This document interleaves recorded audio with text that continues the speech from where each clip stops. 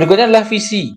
Nah, visi adalah penjabaran secara tertulis mengenai visi agar visi menjadi mudah dimengerti atau jelas bagi seluruh staf perusahaan. Sedangkan yang terakhir adalah falsafah. Itu adalah nilai-nilai yang terkandung dalam falsafah harus tertanam atau tercermin dalam sebuah tingkah laku seluruh anggota organisasi. Maksudnya apa? Jadi visi itu adalah cita-cita besar. Nah, kita ingin menjadi sebuah perusahaan yang multinasional, ya, seperti itu. Terus kita turunkan nih, kita jelaskan dalam misi. Jadi ketika pengen menjadi perusahaan yang multinasional, kita harus mampu membuat konsumen menjadi lebih puas, baik konsumen internal maupun eksternal, memberikan keuntungan kepada investor dan lain sebagainya. Itu adalah misinya. Tetapi yang terakhir adalah falsafah. Ini adalah pedoman apa yang dipegang agar menjadi sebuah pegangan seluruh karyawan agar visi itu bisa tercapai. Ya, lebih ke seperti itu. Di dalam proses manajemen strategis itu ada beberapa langkah. Nah, yang pertama adalah perencanaan strategi. Yang pertama adalah penentuan tujuan. Nah, kita mau kemana nih? Nah, yang kedua adalah penyusunan strategi. Nah, ini setelah kita tentukan mau kemana perusahaan, nah, lalu kita susun.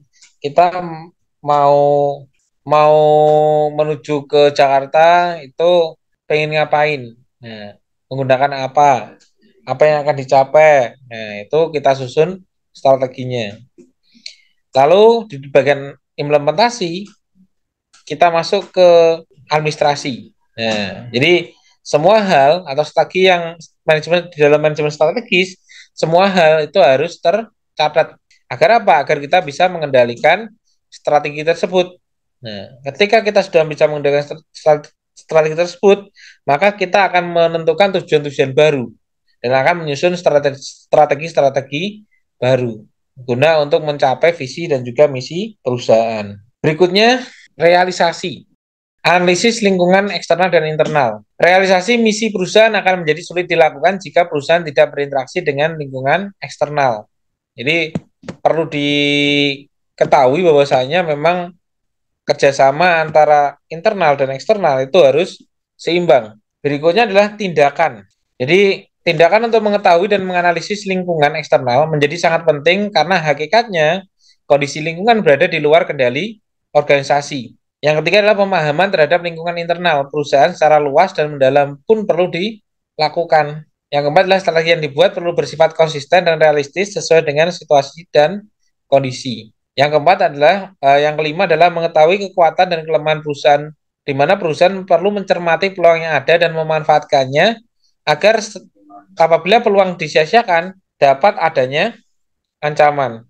Jadi sebelum tim manajemen menerapkan strategi yang tepat bagi terlaksananya perusahaan di masa datang, mereka harus terlebih dahulu menganalisis posisi perusahaan saat ini, baik dilihat dari posisi persaingan dengan usaha sejenis maupun dari faktor-faktor kondisi perusahaan sendiri.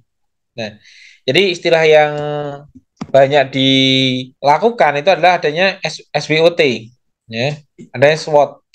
Ya. Jadi kita lihat dari kekuatan internal, dari kelemahan internal, dari peluang dari luar atau ancaman dari luar itu pun perlu dipertimbangkan. Jadi ada beberapa pilihan strategi berdasarkan analisa SWOT. Jadi antara kekuatan, kelemahan, tantangan dan juga adanya peluang. Jadi ada empat strategi. Ketika kita mempertimbangkan dari kekuatan dan juga tantangan, ada strategi turn around. Ya, jadi putar balik itu pun juga bisa. Ada juga adanya tantangan dan juga kelemahan, kita bisa menggunakan strategi defensif. Adanya kelemahan dan peluang, kita perlu putar putar otak untuk melakukan putar balik. Ya. Ketika kita menemukan adanya kekuatan dan juga peluang, jadi maka perusahaan perlu melakukan strategi lebih agresif dan lain sebagainya dan lain sebagainya. Jadi bisa dari sini, jadi strateginya ada dari kekuatan dan juga opportunity. Ya, strategi SO dari weakness dan juga opportunity itu juga WO. Jadi strategi kekuatan dan juga ancaman dari ST, dari weakness dan juga ancaman dari WT. Nah, maksudnya apa? Jadi ketika kekuatan bertemu dengan peluang, maka kita bisa lebih agresif nih. Oh, ini kekuatan dari perusahaan. Oh, ini ada peluang dari luar. Oh, ternyata ini nyambung nih.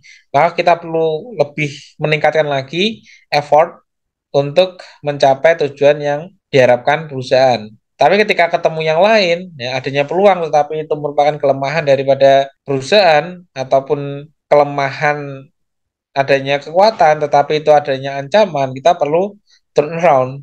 Apalagi ketika adanya kelemahan dan ancaman, kita perlu memikirkan secara lebih detail lagi. Jadi klasifikasi strategi itu ada beberapa klasifikasi.